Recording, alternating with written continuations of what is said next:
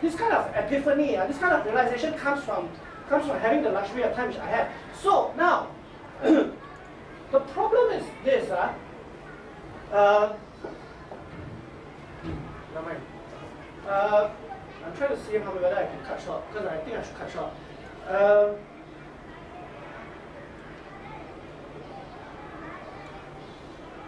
I came up with this curricular framework. Okay, I came up with this. I'm going to erase this out instead of taking it off the space.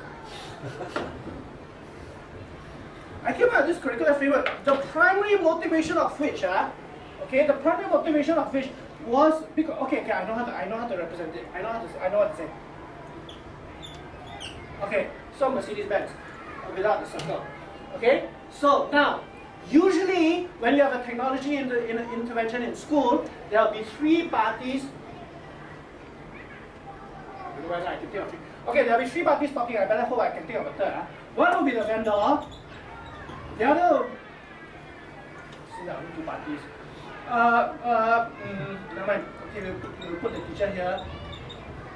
See now, two parties.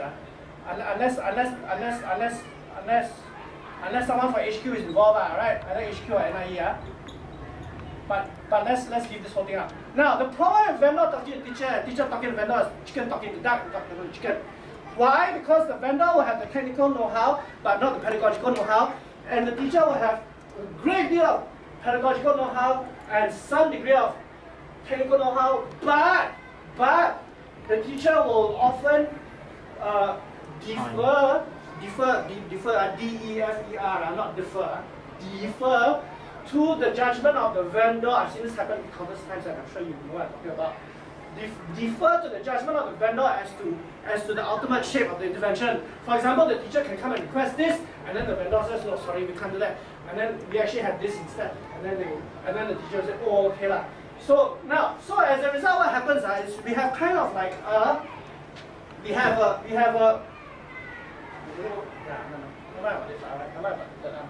so especially when it comes to virtual environments, teachers don't have the time to go and explore virtual environments, and because they don't have the time to explore virtual environments, they don't have the time to understand these kinds of affordances, because these are the true affordances of a virtual environment, as opposed to this, which are the obvious kind of things to talk about.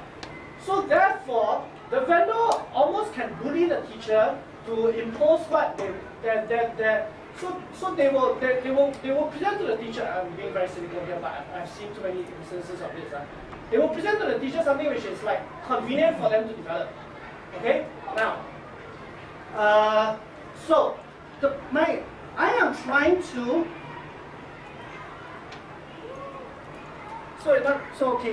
So pedagogy is strong.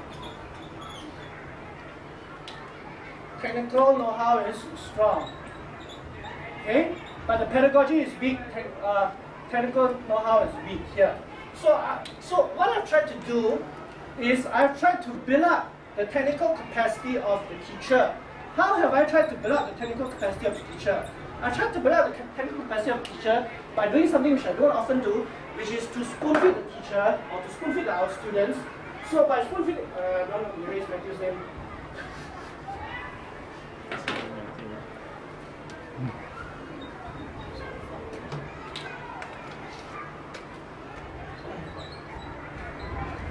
Okay, so by coming up with a curriculum design framework known as the 6 learning framework, which you can go and Google. Okay, so the 6 learning framework, that's why I purposely scribbling it because you can go and Google it, it's so easy to remember. So, but learning with the S, because I tried Googling 6 learning and 6 learnings, the hit results are very different. So, so essentially, because you see, what's the problem here? Okay, I shouldn't need, actually I don't want to go into this, but I think for the benefit of those who are quite new, I should. So, for those of you who have heard this countless times, please pardon me. I will try and cut short as much as I can.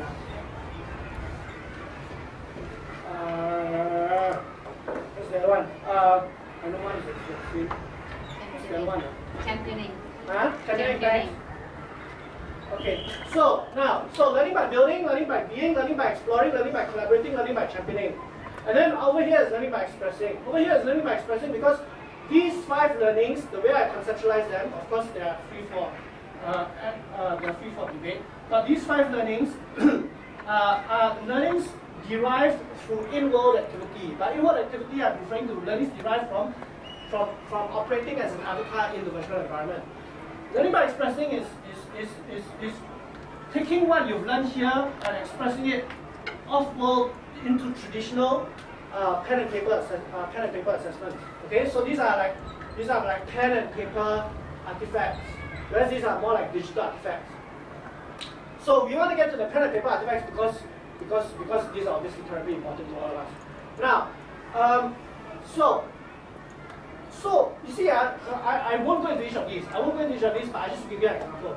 So if we get a vendor talking to a teacher, and the teacher does not necessarily have the technical know-how, but the teacher wants to have a virtual environment, both of them, because they've got no time to go and think carefully about such things, will tend to default to the virtual environment as an e-learning or as a meeting space. So all they're doing, so they will spend like tens of thousands of dollars just building a space for so-called collaboration, which isn't even true collaboration, but it will be like taking the form of a virtual environment, and then your principal will be very impressed, and then the cluster will be very impressed. Sorry, this is but actually it's a waste of money, and it's a waste of, you're not hitting the other 3, the other 4. You see, you're not hitting the other 4, because you're not hitting the other 4, you are like, you're not tapping you're not milking the affordance of the tech. You can do this. You don't have to do this with a virtual environment. You can do this through Skype. Okay. So I'm trying to equip the teacher with this kind of framework to say, hey, you don't just give me this kind of virtual meeting space. I know it can be used for many more things. And then the vendor asks, oh, things like what? So then you say, hey, I want to do something like this, and this, and then you will have a more balanced conversation between the vendor and the teacher. This is my motivation for coming up with the curriculum framework. This curriculum framework is on Wikipedia. It's been presented by different conferences, and it's been very robustly critiqued. Okay, and it's held up to critique. I did not put it on Wikipedia. Sometimes so put it. To this day I don't know put it on Wikipedia, but it's there. So okay, now so that's it in terms of philosophy.